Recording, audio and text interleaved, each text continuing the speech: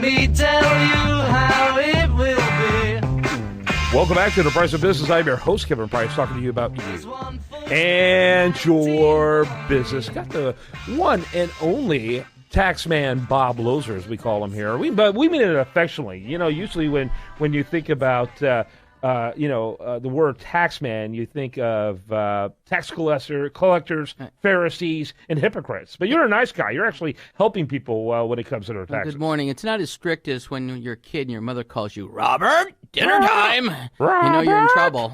Do you have nightmares of that? No. No, thank God. No. So we're here at the beginning of a new year, and it just seems like yesterday we were talking about what people need to do to wrap up last year. And so a lot of that wrapping up is too late. Is that right, or is there anything else? For the most part, unless donation places like Purple Heart or Goodwill will take your bags of goodies and backdate I'm going to call it an invoice or whatnot. But, I mean, as planning, you should start going through, for your tax preparer, you should start going through your checkbook, receipts that you have sitting in a bag or a box, and determine, hey, that's right, I did give something to Goodwill back in March when we were cleaning out the garage. Or, oh, yeah, we were cleaning out my daughter's apartment at College Station for the summer, and we gave away X, Y, Z in furniture. So those are the types of things that you'll forget until it's too late. It's a good time to do it now. Start going through that closet and weeding out those deductible items in particular. No question about it. In addition, I mean, property taxes in the state of Texas for homes are due January 31st.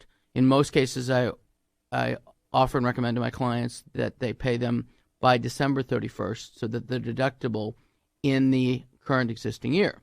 Mm-hmm. Now, hypothetically, I'm just saying this hypothetically, if you wrote the check on December 31st and didn't mail it until the 7th or 8th of January, okay, nobody's really going to know.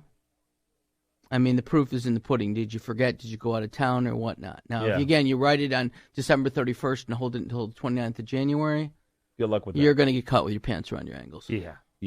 Yeah, but, mail moves a little slower that time of year and that type of thing. Right, so, particularly during the holidays. Yeah, yes. So absolutely. Yes. So, yeah, that's interesting. So, we'll go back a little bit on the tax issues and the money issues, but I do have to ask you what you thought about the coup attempt against John Boehner this past week. As we talk about every year when something like this happens, it's the good old boy scenario. Yeah. I mean, rightfully so for the American people, a change should have been made. I mean, I don't care if you're Republican or Democrat, tall, short, fat, thin, whatever. A change should have been made. Yeah. Okay? He just doesn't come to the table with his kahunas every day to his job. And you say that, and I agree with you, but it's like he doesn't know who his friends are and he doesn't know who his enemies are because he couldn't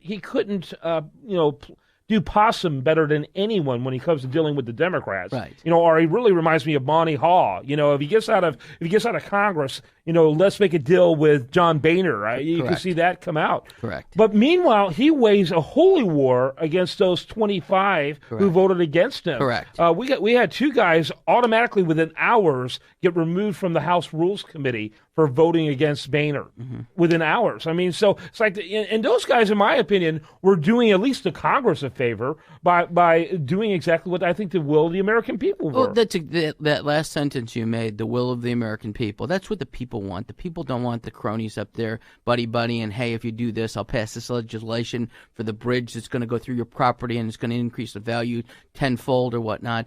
They want people that when they say to him, vote for me and I will do A, B, and C, that they do A, B, and C, and they don't do X, Y, and Z for their own interest. Yeah, absolutely. Yeah, I tell you, it's really quite incredible. I mean, I thought it was going to be close.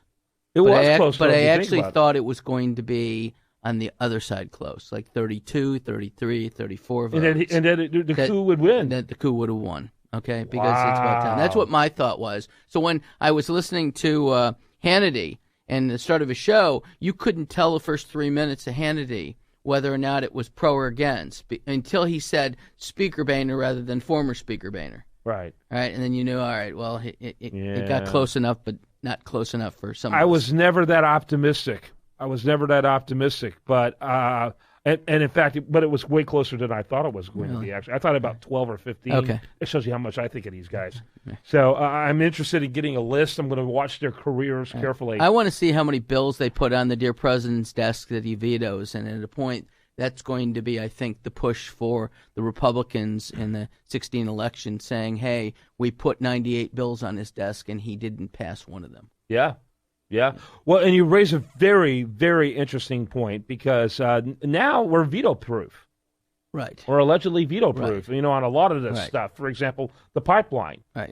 So is it put up, to me it's put up or shut up time. Right. And I think if it goes to him and he vetoes it and it comes back to Congress and Senate, I think it's a point in time that the incumbents that are running again in 2016 are either going to have to vote with their guts rather than their back pocket who's greasing it, or they're going to lose in 2016. Because we certainly proved in 2014 that it could happen.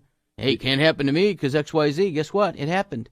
And I say that they are veto-proof. They're not on everything, but they are on a lot of things. Right. And so a good example would be, again, the Keystone Pipeline, which a bunch of Democrats said they will support, but will they have the intestinal fortitude to override a Obama veto? Right. But I think the combination is if they do vote against his veto, then they can come forward and go, see, I'm not voting party lines. I'm voting for the best interest of my people. Yeah. And whether they're really saying that or it's tongue-in-cheek, nobody's going to really know because guess what? When we woke up this morning, my representative voted on my side. Yeah. Again, whether he meant it or not, doesn't matter. Yeah, absolutely. No question about it. So here we are, first month. She's like, no times we'll be saying last month, last quarter, but we're right now, first month, first week, full week of this year.